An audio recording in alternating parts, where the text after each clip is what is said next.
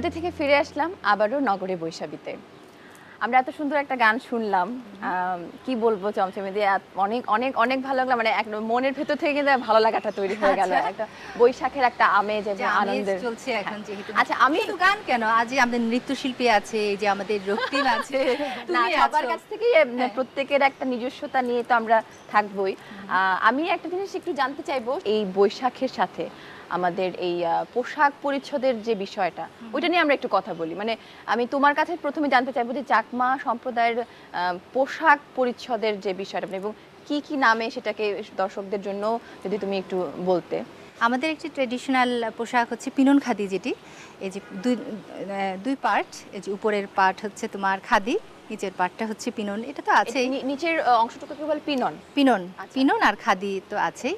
সেই সাথে কিন্তু ব্লাউজ বা তুমি যে এখন যেহেতু সময় পরিবর্তনের সাথে সাথে কিন্তু মানে আধুনিকতার যেহেতু ছোঁয়া পোশাক পরিচ্ছদেও কিন্তু লেগেছে, সেটা তুমি জানো ভালো করে। রক্তিম, তোমার কাছে জানতে চাইবো, তুমি তোমারটা তো বলবেই, হ্যাঁ পুরুষরা কি পরে, কিন্তু মেয়েরা কি, ত্রিপুরা মেয়েরা কি পরে? না না না, ত্রিপুরা মেয়েরা কি পরে সেটা আগে বলো।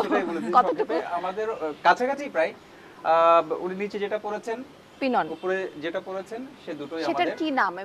এটা হচ্ছে রিশা আর এটা হচ্ছে রিনাই।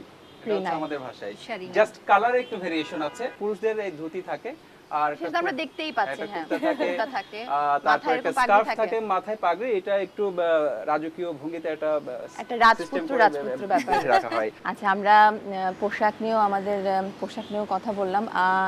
আমার মনে হয় এখন এরকম একটা মুহূর্তে একটা নাচ যদি আমরা দেখি কেমন হয়। আর নাচের একটা আবহের মধ্যেও আছে তেজশ্রী। চলো আমরা একটু মানে আমাদের চাকমা সম্প্রদায়ের কিসের উপরে তুমি নাচটা যেহেতু করবে? এখন বিজু উৎসব, আমাদের বিজু চলছে, বিজুর একটা গানের উপরেই নাচটা করব।